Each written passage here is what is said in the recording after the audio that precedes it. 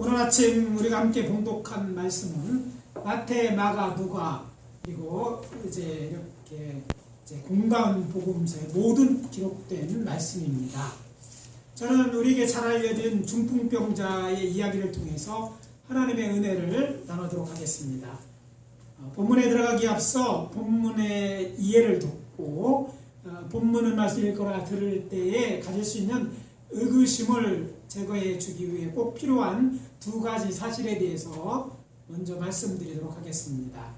하나는 오늘 본문에 예수님께서 집에 계시다는 소문을 듣고 사람들이 몰려왔는데 여기서 말하는 집은 많은 사람들이 생각하는 것처럼 베드로의 집이 아닙니다.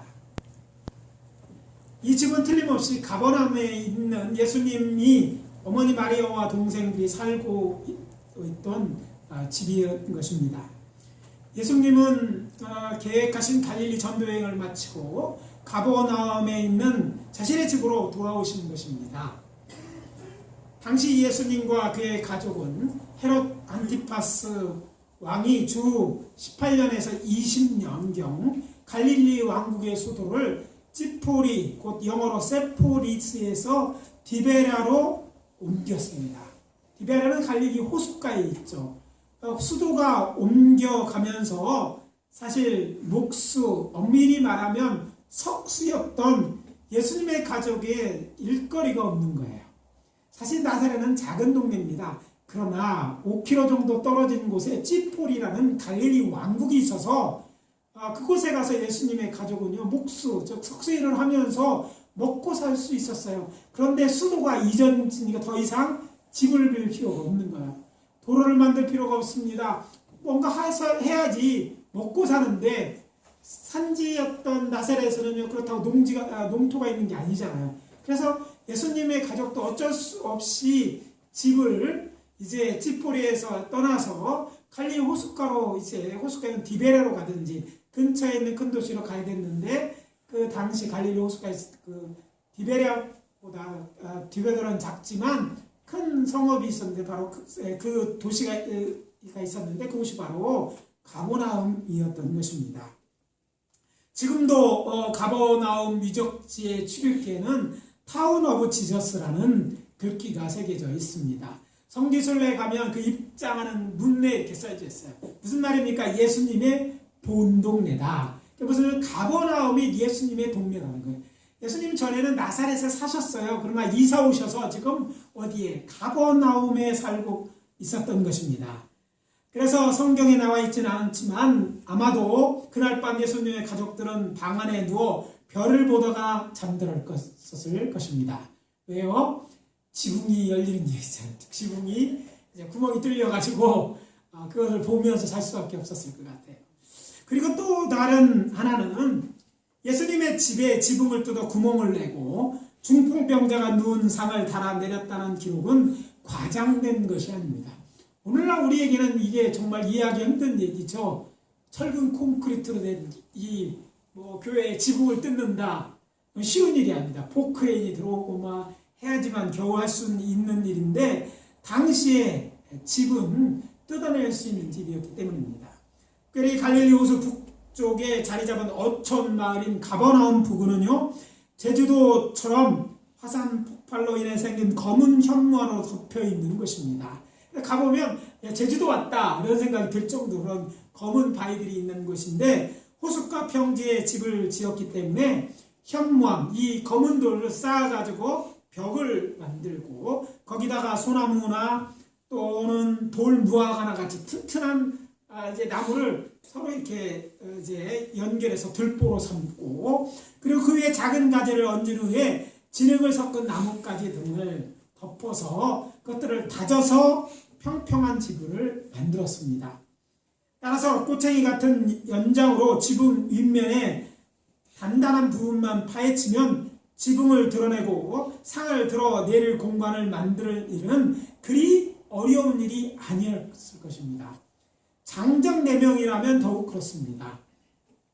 예수님과 예수님의 제자들은 갈릴리 이곳저곳을 다니며 복음을 전하다가 가버나움으로 돌아와 예수님의 집에 들어가 방 안에 둘러앉아 이런저런 이야기를 하고 있었을 것입니다. 이때 저들은 천장에서 나는 이상한 소리에 놀랐을 것입니다. 사람이 걸어가는 소리가 들리고 또 얼마 되지 않아 지붕 표면을 긁어내는 소리를 들었기 때문입니다. 또 시간이 지나니까 이제 방바닥으로 마른 흙이 떨어지고 또 어떻게 해요? 천장에 구멍이 생기면서 빛이 새어 들어오기 시작하더니 금세 하늘이 환히 보일 만큼 큰 구멍이 생겼고 그 사이로 사람이 누워있는 침상이 내려온 것입니다. 이렇게 어처구니 없는 일이 자신들의 눈앞에 벌어진 것이에요. 이렇게 하면 이해가 좀 될 거예요. 자, 이제 본론에 들어가서 말씀드립니다. 저는 이 시간 예수님께서 한 중풍병자를 고치신 이 사건을 통해 오늘 우리에게 주시는 기적을 위해 들어야 하는 주님의 메시지를 예수님의 세 가지 명령을 통해 일어나 걸어가라는 제목으로 말씀을 전하도록 하겠습니다. 첫째, 이 말씀을 통해서 들어야 되는 주님의 명령은 이것입니다. 믿음을 보여라. 따라해봅시다. 믿음을 보여라. 믿음을 보여라. 물론 이 말씀은 직접적으로 예수님이 제자들에게, 거기 있는 사람들에게, 또 제자들이나 사람들에게 믿음을 보여라 하신 말씀이 아닌데 내용을 읽어보면 믿음을 보여라는 그런 메시지를 분명하게 전하고 있다는 것이죠. 오늘 본문을 보면 예수님은 전도여행을 마치고 사슴에 들어가 쉬는 중이었습니다. 물론 그렇지 않은 집도 있겠지만 정상적 집이라면 집 떠나면 개고생이라는 말이 있잖아요. 그리고 집은요 사람이 평안히 쉬기 아주 좋은 공간입니다. 그런데 예수님의 휴식을 방해하는 일이 일어난 것입니다.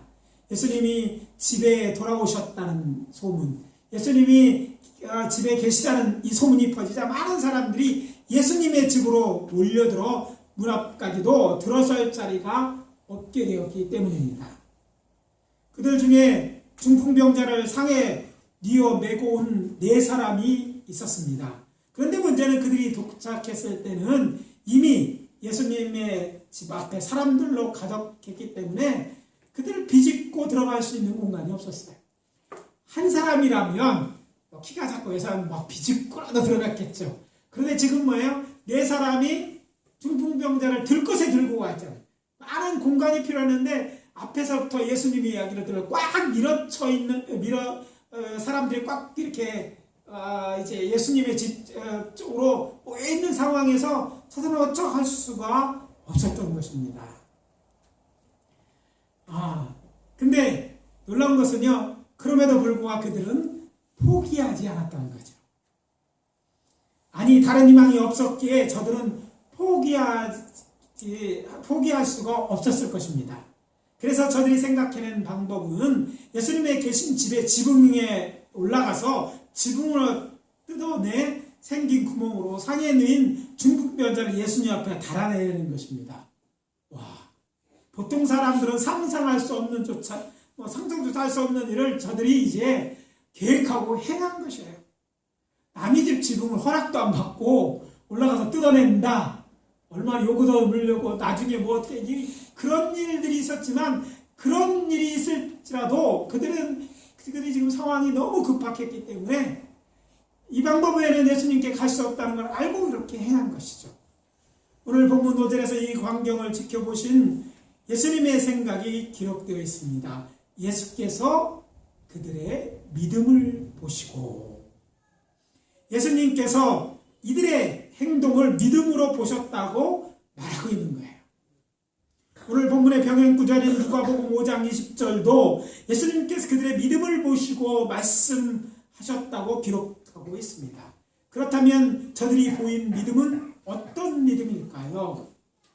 물론 본문에는 그것에 대해 어떤 설명도 나와 있지 않지만 4사람이 같은 마음과 믿음으로 이 중풍병자를 예수님이 계신 곳으로 데려오고 예수님 앞에 저들을 데려가기 위해 지붕을 뜯어내는 행동을 통해 드러난 믿음, 그 믿음을 말하는 것일 것입니다.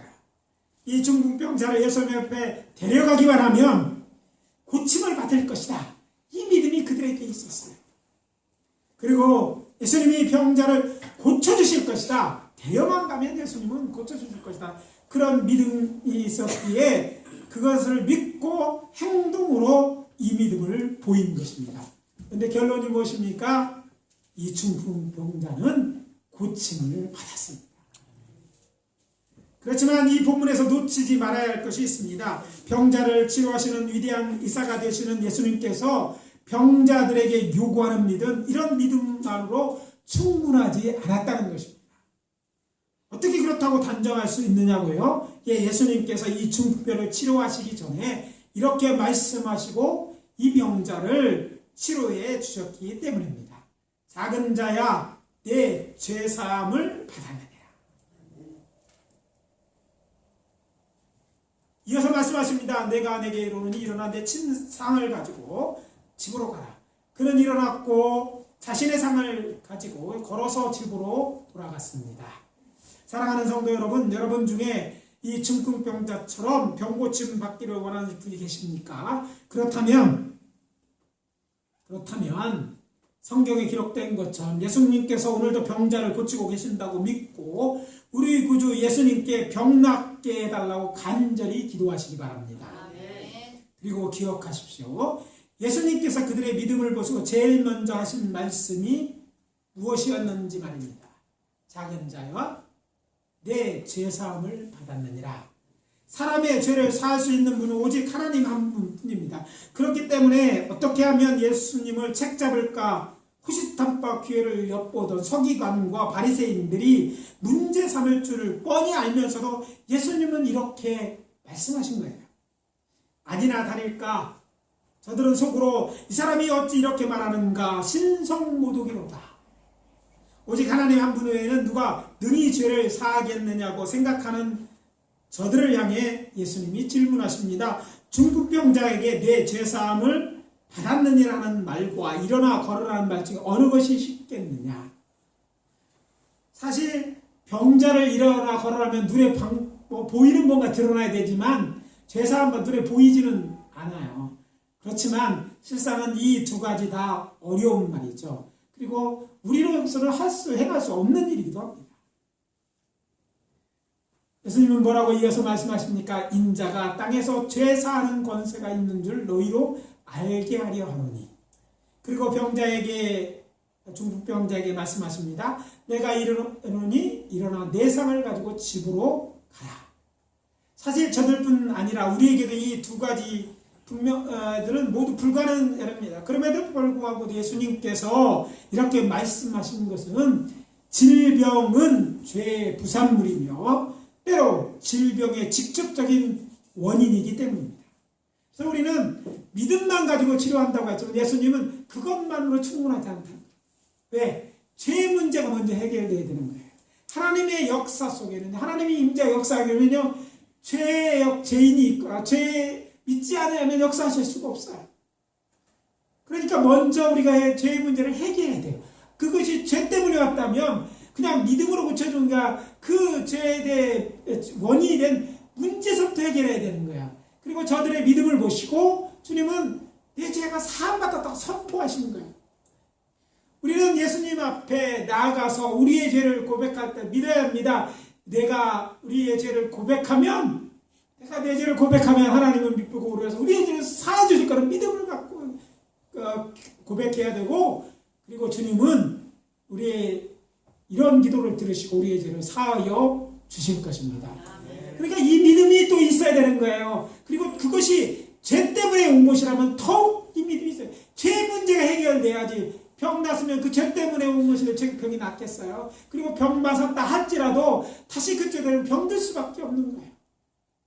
그래서 예수님은 저들이 그런 믿음은 없었지만 그들을 알게 하시고 또 이렇게 내 죄가 사해졌다고 선포하심을 통해서 신유에게 필요한 이런 것들을 이런 원인들을 주님께서 먼저 해결하셨다는 거예요.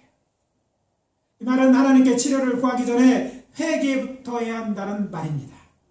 그리고 성자 하나님이신 예수님은 치료자임과 동시에 죄사하는 권세를 가지신 구세주 곧 구원자심을 저들로 알게 하고 또 믿게 하려고 하신 말씀이기도 합니다. 정리하면 이렇습니다. 병고침을 바라는 자들에게 필요한 믿음은 여호와 하나님뿐만 아니라 성자 하나님이신 예수님께서도 땅에서 죄사하는 권세를 가지신 구원자이시며 또 치료자로 믿는 믿음입니다. 그리고 이 믿음이 기적의 씨앗인 것입니다. 믿음이 기적의 씨앗이다. 따라해 보십니다. 믿음이 기적의 씨앗이다. 사랑하는 성도 여러분, 병고침을 받기를 원하십니까? 그렇다면 지금이라도 겸손하게 당신의 연약함과 하나님을 모르고 내 인생은 내 것인 양 살아온 죄를 회개하고 그분께 궁의를 구하시기 바랍니다.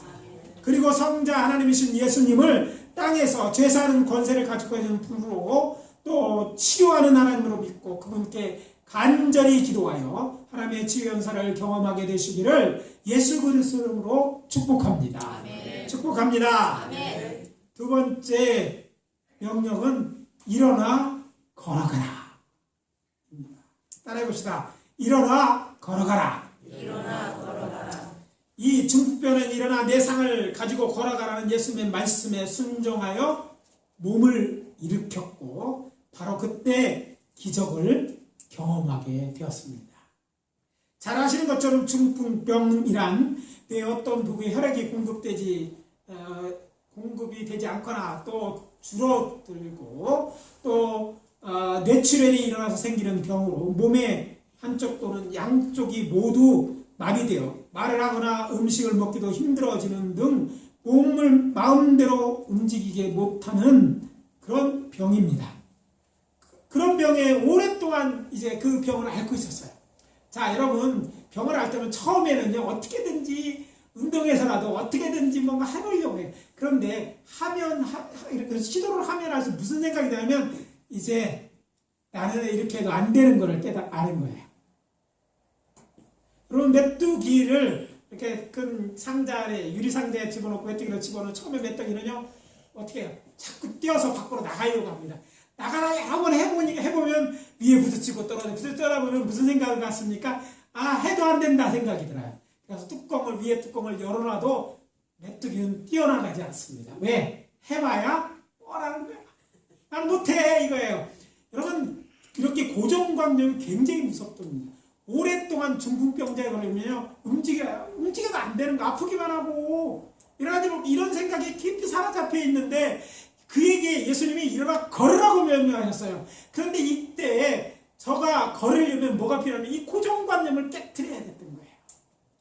안 된다. 내가 지금 해도 안 돼. 예수님은 안 된다는 그런 부정적인 사고로 깨트려야만 됐던 거예요. 놀라운 일은요, 이 말을 들었을 때 이 중풍병자는요, 사실 친구 옆에 있는 사람 데리고 온 거잖아요. 다 수동적인 것처럼 보이지만 이 주님의 말씀을 듣고 이전에 뭐 해도 안 됐음에도 불구하고 이게 처음부터 일어난 걸 확인할 수도 없는데도 불구하고 일어서려고 했고 또 일어서서 자기 자신이 누워있던 상을 들고 걸어나갈 수 있었던 것입니다. 여기서 우리가 간과해서는 안 되는 것이 있습니다. 그것은 치유를 구하는 자의 의지입니다. 치료자 하나님의 치유의 메시지가 선포되었을 때 반드시 동반되어야 하는 것은 하나님의 말씀을 듣고 행동하려는 의지예요.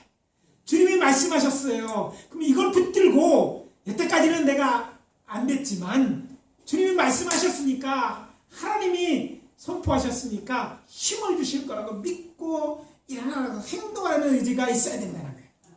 그런 믿음과 행동을 보이기 위해서는 반드시 뭐가 있고요? 고정관념을 깨뜨리고 또 부사적인 사고를 버려야 하는 것이죠.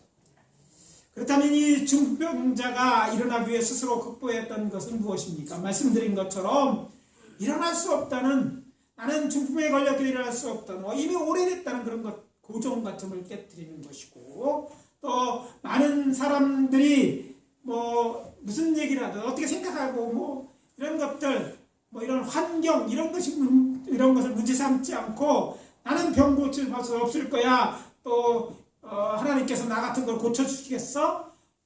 이렇게 나는 안 된다는 부정적 사고를 버려야 되는 거예요. 오랫동안 병에 매여 있는 사람들의 특징 중 하나는요, 말로는 병에서 고침을 받고 싶고, 병에서 나 자기 때문에 고생한 배우자나 부모 형제 은혜를 갚겠다고 말하고, 도와준 사람들이 신사를 갚겠다고 말은 하지만 빈말인 경우가 많아요. 그리고 많은 경우에 병든 사람들은요, 병원에서 퇴원하고도 짧게는 몇 개월, 그렇지 않으면 몇 년을 병원에 다니고서야 완치되는 병이 많고, 또 어떤 병 평생 약을 먹어야 하는 경우도 있습니다. 특히 나이가 많아지면 잘 낫지도 않아 약을 달고 사는 경우도 많습니다. 그렇지만 본인이 의사의 말을 잘 따라주고 또 약도 시간 맞추어 잘 복용하고 건강관리를 잘하면 나을 수 있음에도 불구하고 힘들다고 귀찮다고 안 해서 그 병을 안고 그대로 이렇게 누워있거나 병자로 살아가다가 죽는 사람이 많다는 거예요. 수술을 하고 또 좋은 약에서 고치면 무엇합니까? 잘못된 식습관, 생활습관을 고치지 않아서 시간이 지나면 같은 질병으로 또다시 치료받아야 하는 경우도 있습니다. 그래서 말씀드립니다. 하나님으로부터 복음, 정말 우리가 원하는 그런 말씀을 받았습니까? 병을 위해서 기도했는데 하나님께서 내 마음속에 너희는 나섰다는 그런 믿음이 확신이 있습니까? 그렇다면요, 그 말씀에 순종하십시오. 내 생각을 포기하고 하나님이니까 하실 수 있다고 믿고 시도하셔야 돼요. 그 말씀에 순종하기에 방해하는 악한 영이든지 내 속에 오랫동안 자리 잡고 있는 고정관념, 부정적 상 아니면 열악한 환경과 싸워 이기게 돼요. 이것은 내가 해야 될 일이에요. 이 싸움을 지나야, 이 싸움에서 이겨야지 기적을 경험할 수 있는 거예요. 우리가 믿고 섬기는 하나님은 인생에게 허튼 소리를 하시는 분이 아닙니다. 우리를 사랑하시는 여호와 하나님은요, 자비롭고 심실하시기 때문에 반드시 당신의 말씀대로 이루실 것입니다.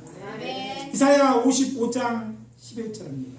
내 입에서 나가는 말도 이와 같이 헛되이 내게로 돌아오지 아니하고 나의 기뻐하시는 하는 뜻을 이루며 내가 보낸 일에 형통함이니라. 하나님이 나섰다고 말씀하지 않아서 그렇지 말씀하셨다면 할렐루야예요. 기쁨으로 이 말씀을 받고 용기를 내야 되는 거예요. 그리고 주님의 말씀은 여기 끝나지 않고 이어집니다. 내 침상을 가지고 지고 가라. 그렇게 하기 위해서는 하나님의 말씀을 의지하고 다리에 힘을 주고 일어나야 합니다. 그리고 일어났다면 걸어야 합니다. 우리 옛말에 천리길도 한 걸음부터라는 말이 있지 않습니까? 이 중풍병처럼 주님의 명령에 순종해야 기적의 주인공이 되시는 거예요. 세상의 치유처럼 오랜 시간이 필요한 것이 아니에요. 얼마 전에 제가 저희 부친의 돌아가신 저희 부친의 고침받은 이야기를 드렸잖아요.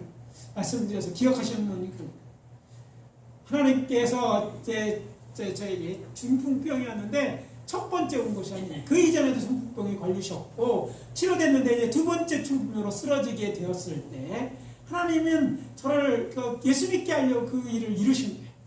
그래서 이제 한방향과 다 치료하고 그래도 이제 1월에 쓰러지셨는데 10월이 다 되도록 여러 가지를 하고 처음부터 포기에 대해서 구독하고 이제 움직이도 못하게 되어졌을 거의 뭐 움직이는 게 어렵게 되어졌을 때 기도원에 가게 됐다고 말씀드렸잖아요.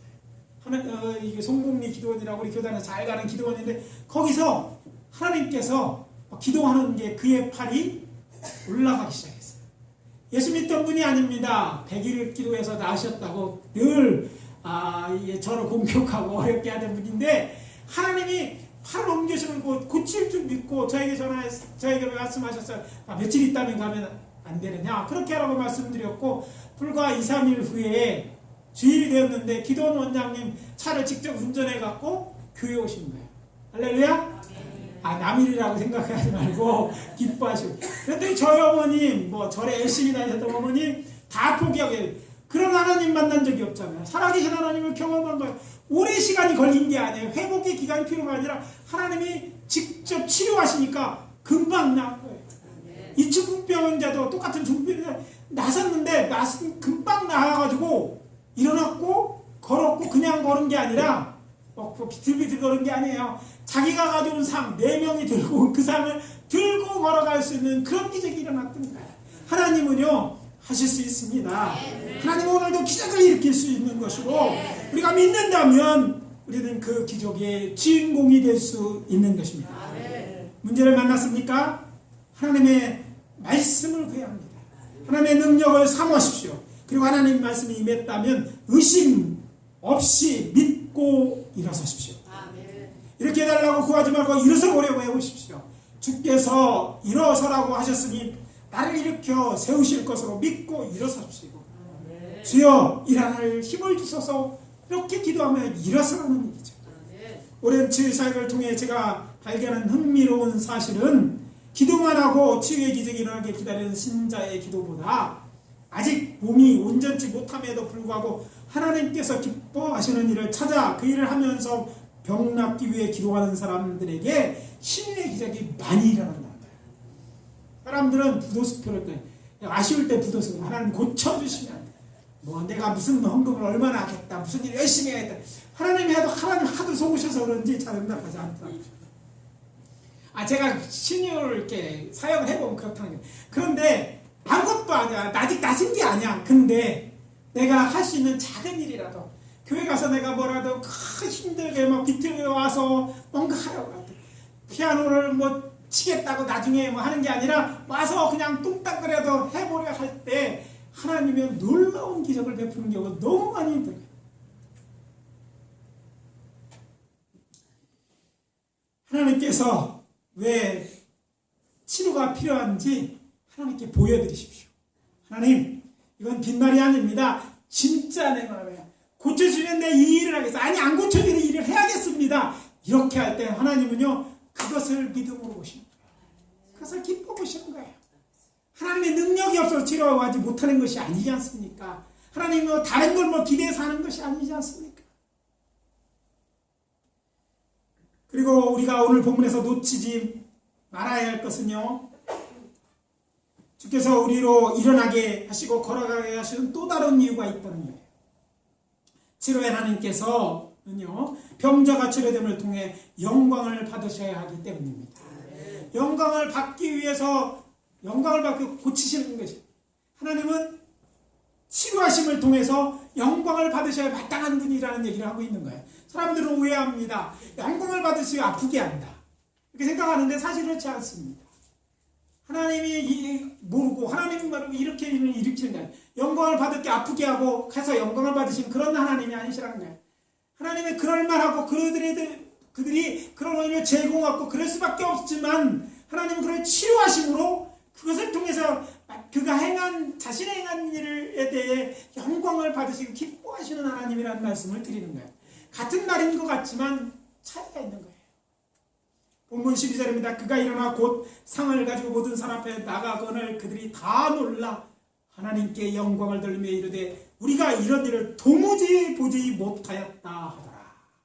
도무지 본 적이 없다. 그런 말이에요. 그가 일어나 상을 가지고 집에 나가는 걸 본 사람들은 놀라 하나님께 영광을 돌렸습니다. 예수님이 일으키신 치유의 기적은 언제나 그것을 지켜본 사람들로 하여금 하나님께 영광을 돌리는 계기가 되었습니다.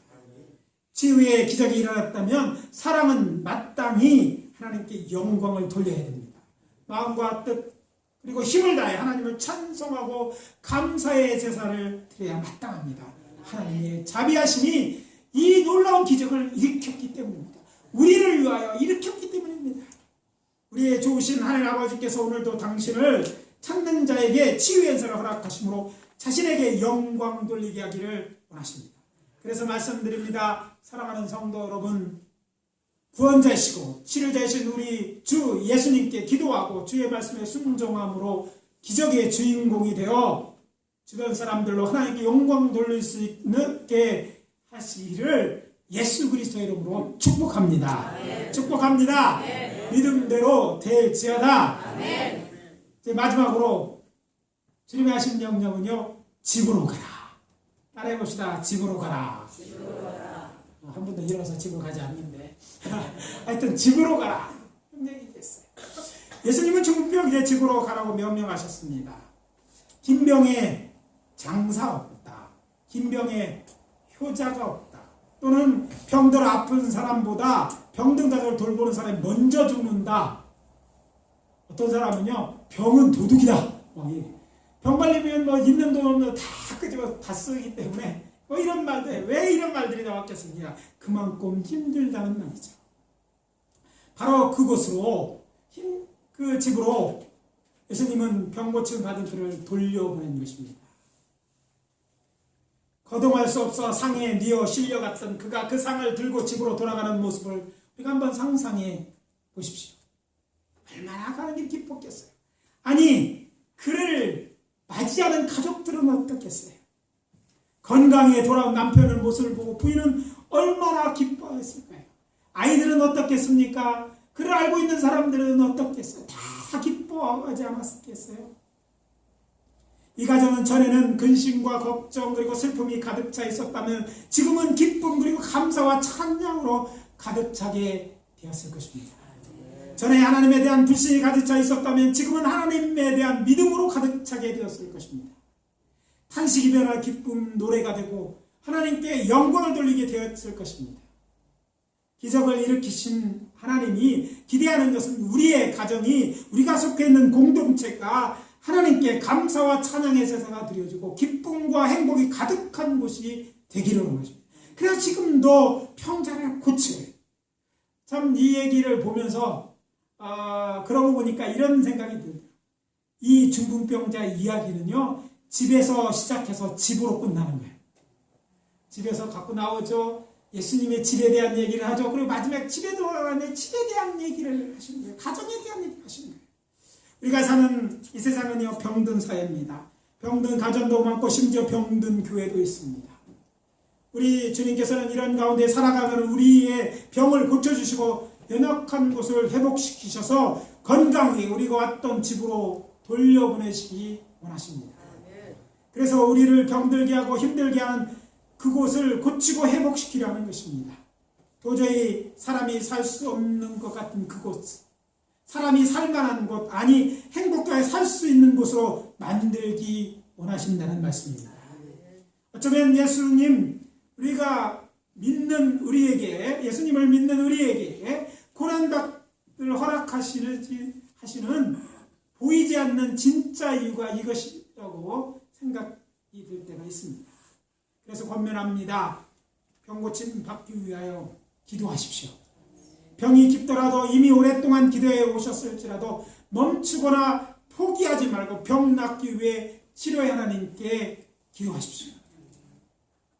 우리 교회도 병든 자들을 위한 치유사역을 계획해야 할 것입니다. 그래서 하나님은 영광을 받으시고 나 자신은 물론이거니와 우리 가정, 우리 교회 그리고 우리 사회로 하나님의 치유하심으로 기쁨과 행복이 가득한 곳이 되게 하십니다. 이것이 하나님이 원하시는 일이고 하나님이 기대하시는 거예요. 이제 오늘 말씀 마무리합니다. 지금 병 고침이 필요하십니까? 우리가 믿고 섬기는 하나님은 우리를 사랑하사 치료하시는 하나님입니다. 죄를 지었습니까? 그래도 하나님은요, 자비로우신 하나님이십니다. 우리의 지은 것보다 하나님의 자비가 더 크십니다. 그리고 주께서 우리에게 일어나 걸어라 또는 집으로 가라고 말씀하셨다면 믿음으로 그 말씀을 받아들이고 즉시 행동에 옮기시기 바랍니다. 내일 말고 오늘, 아니 지금 옮기라는 말이죠. 믿고 행하면 하나님의 기적을 보게 될 것입니다. 그러나 그래서 여러분을 기적의 주인공이 되어서 하나님께 영광을 돌리게 되시기를 예수 그리스도의 이름으로 축복합니다. 축복합니다. 같이 기도하겠습니다. 아버지 하나님, 주의 은혜와 사랑을 감사합니다. 오늘 시간 이 말씀을 통해서 오늘 우리들을 아버지 하나님의 치료하시기를 원하시고 또 지금도 치료하심으로 믿게 하시니 감사합니다. 주여, 우리는 정말 중풍병 아무것도 어쩌면 병 낫기 위해서 행동할 수 없는 우리들이지만 하나님께서 이 중풍병자를 아버지 하나님의 치료하시는 것처럼 저를 메고 갔던 네 사람의 믿음과 또 이 병자의 믿음을 보고 고쳐주셨던 것처럼 우리를 고쳐 주시옵소서. 그리고 그 고침을 통해서 하나님께 영광 돌리게 하시고 우리의 가정이, 우리의 교회가, 우리 공동체가 정말 하나님의 살아계심을 경험하고 하나님이 오늘도 행하시는 이 놀라운 기적으로 인하여 하나님께 영광 돌리는 공동체가 되어줄 수 있도록 축복해 주시옵소서. 오늘도 아버지 하나님의 앞에 간절히 병납 비하여 구하는 자들의 기도를 들어주시고 역사하셔서 오늘 우리의 삶 가운데, 우리 가정에, 우리 집에 이 놀라운 치유의 놀라운 은혜가 경험되어질 수 있도록 인도하시고 축복해 주셨기를 간절히 바라옵고 나올 때 예수 그리스도의 이름으로 기도합니다. 아멘.